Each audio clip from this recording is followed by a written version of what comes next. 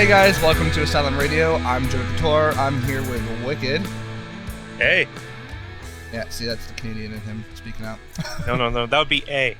This is A. It's close enough. It's close enough. Anyways, alright. We are here with band Transistor, so let's get this ball rolling with some introductions. Hey guys, tell us who you are and the position you hold in the band.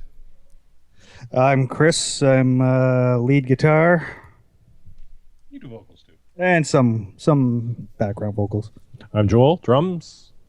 Steve, hold the position of Steve.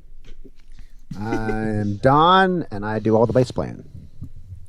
I'll clarify vocal and guitar. Steve. As organized as we'll ever be. They forgot to write up the itinerary. Okay. The little dossier. Yeah. We did go left to right, but you can't see that. Oh, that's semi-organized. Okay. Yeah, we're kind of sitting in a straight line semicircle. Good job. So You're like a step above. So like a horseshoe? Yeah, more like a line. More like an erection. Yeah, like an erection. And for point of A reference, little bit of a peonese point of crookedness reference, to it, Don, but Don is the head. Yeah. Oh, straight horseshoe. yeah, Don would be the head, and Chris He's would got the be the most balls, I hair guess. of all of us. So we've got a new set of listeners Okay. since last time we did our interview with you. Okay. And some of them might not be familiar with that interview. So can you tell us how you all met and came together so that everyone's on the same page? Okay, I'll grab the reins on this one. Basically, we were kind of all many moon ago. We were in bands in high school and music programs there, and two of the three of us started a little band on the weekends and stuff, and we met up. That was Joel and I, and a couple months later, Chris came into the fold because we heard there was this guy at school who played guitar, and he's kind of cool, so let's get him out. And Boy, were they wrong. We gave us that bad advice. yeah, we don't really know who told us that. It was on, it was written on the bathroom stall, I think. But so it said for a good time, call Chris. So we called Chris, and it turned out he played guitar. So that was a bonus. And we were gonna form a little band, and we had a chick singer. I can't remember her name at the moment. Oh, that's not good. Heather, that's it. Yeah, because we've only had two chick singers, and they've both been named Heather. So, anyhow, besides that point, they sang for us, and after that, we moved on and we kicked the keyboard player out, and he went on to eat 5 tacos or something like that, and pound those things back. And then a few years later, around 1995. Now he's dating us. Yeah, 1995, when we were like 14. No, yeah, we were about 14 in 1995, I think. And we decided let's take this a little bit more seriously and look around for a frontman. And we formed a band called 400 North, and we got 3 out of 4 members, and then we found a singer through some exhaustive searching. His name was what's the singer's name again? Heather. No, wait. Oh wait. And it was a guy. It was too. Jason. Kind of weird. We always forget our singers' names. I don't know why. But yeah, so Jason joined the band, and we realized that we're missing a key component, which would be kind of like a bass player, because usually we had the keyboardist play the bass, sadly. And we decided that, he needed to eat tacos. So he went and ate tacos, and we brought in Don, which we found him camping, I think, or something like that. I was playing with an Allman Brothers type of band at the That's time. right, yeah. And we formed him on, and then Jason eventually ended up leaving the band in 1991. And Wait, there was time travel here? yeah, we went back. I thought you were in 1994 a second ago. I'm just pulling your leg. No, okay. I was gonna say, if you know Doctor Who, like, hook me up there, child. All that this was just a test to see if you actually were listening to us. But Congratulations. around a couple years later, we decided that we're just going to split up the band, and Jason decided to go his way, and the four of us kind of got back together and formed Transistor. Not Transistor, but in a kind of hybrid of it before we actually got back together in 2009. So 2009 rolls around. Long story short, all four of us got back together, and we decided that let's give this a fair chance this time around, and write some songs, record them, and throw them on an album and throw them out on online and in the world of CDs when CDs still existed, and brought us to today where we're 5 years, 6 years later and still going strong. Our third album. Yes, congratulations on that, by the way.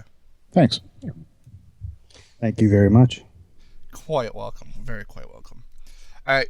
So, I hear many interesting stories about Barrie, Ontario. Kind of like it's the Bermuda Triangle of Canada. What can you tell the listeners about Barrie? Should any of them happen to travel there in the near future? It's the Bermuda There's some Triangle. really good musicians down here. A lot of really good local band musicians, and one really good place for it is the Fox Lounge downtown Barrie, and they've got a lot of really good bands that head down there that are local musicians. If they're into that live scene, that's a place to go. Yeah, there's a bunch of good bands in the area. There's there's off the top of my head, there's bands like the Starving Artists. Jimmy Stone Radio Show Jimmy is Stone an excellent Radio one. Show, Another band's called For the Birds. Yeah. They're really good. Yep, they're For the Birds, and there's another band actually that we just heard the other day called the Alpacas. They've Yep. got a really cool sound. It's a real hotbed actually, and it's kind of like a sleeping giant in a way. Up here, it's musically. A lot of people don't get to hear the bands up here that often because they're either in the Toronto scene or actually going out and getting off of the computer screens, as you kids call them nowadays, and going out to bars is very rarely seen. It's something that needs to be brought back, I think, and music needs to be out there for people to hear it and enjoy. And Barrie's a pretty nice place to live too. Can't complain about it. I mean, it's nice lake. hasn't done wrong by us. So, and we've tried to help out in the community too whenever we can. We've done a few shows where it's benefited the the Barrie Food Bank. Yeah, the Barrie Food Bank, and we did the Earth Hour concerts for 3 years. yeah, in a Earth row Hour down there concerts. when they shut the whole downtown Barrie. It's a pretty thriving community, and Played that in March when you freeze your fingers off. yeah, they want to push themselves as a art kind of town or an RT entertainment kind of town, I guess, for the people who do visit and live here. Winter months, there's not really a lot that goes on here unless you like ice fishing or Snowmobiles. I love winter camping, so it's perfect for it. Yeah, and we end up practicing a lot in the winter time because we don't like traveling in the winter to gigs because driving in the winter sucks. Yeah, it does. It really does. They should have never got rid of Molson Park, though. That was one of the best concert venues in Ontario. I totally agree with you. Yeah. They should have never got rid of that. I was talking to some other musicians this week, and that was a big loss to Barrie. That was an excellent place for seeing concerts. But hey, now we have a buffalo wing there. So I mean, it's all a gunshot. Targets and a Target. Oh, that's leaving soon. No, Target's gone. I know it's leaving. It's leaving in Yeah. like a couple months. It's like Yeah. so they came, they saw, they got the fuck out. That's right. See, we like to They keep thought it was better as a concert venue as well. we kind of like to keep it to the places that are still there, so we can get free shit from them if we talk about them. So, wings at Buffalo Wings and handle beer that part. at Buffalo Wings, Buffalo Wild Wing. If you're listening, we're pretty hungry right now. Sponsors. Yeah, I'm kind of hungry too. Okay, so what was it like, just moving along here, approaching the new album after your previous album, Time in Between? I didn't see it coming. Okay, we're gonna let Hang Joel on, tell this one, I had to wake Joel up for a so second. it should be interesting. I think what we'll do, kind of maybe, we'll let We're Joel gonna let Joel talk try. about this one because he's a drummer, and He drummers never talks. usually end up looking at my ass during the show. So really, that's the fair trade-off is to let the guy talk in interviews Actually, I because think that, okay, I will talk seriously for a second. I think the first thing that I wanted with this album, we don't really recording off the floor is pretty difficult unless you have a really big budget and great studio. So we knew that we were going to again do it one instrument at a time. Our budget's so small we don't even buy pop. The previous time in between, Chris and Steve are the keeners in the band with more time on their hands. So they laid down their instruments first to a click track. And I, as a drummer, really didn't like that because I had to change all my parts and kind of reinvent the drum tracks when I went to record. And to me, there's some tracks that you could tell that they were playing to a click track as opposed to playing along to a drummer. So I insisted that we do this album more of in the traditional vein where drums go down, the rhythm tracks go down first. So that is the big difference between this album and the last, is drums did go down first. And I don't know, this album, I think it was a fairly easy process. It was just a matter of, we dragged on for a bit, but toward the end, it really went quickly.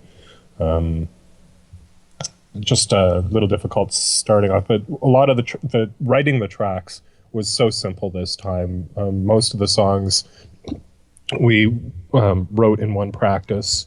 At the end of the practice, we pretty much had everything except the lyrics, and we were recording it a few days later. And I was basically learning some of the tracks and recording them at the same time, laying down the bass lines. They were It's that just new. bass, though, Don.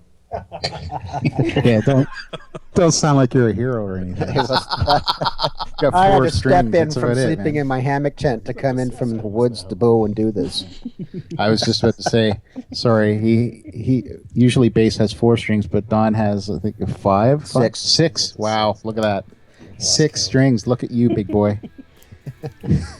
I'd I say considered buying a cello last month. yeah.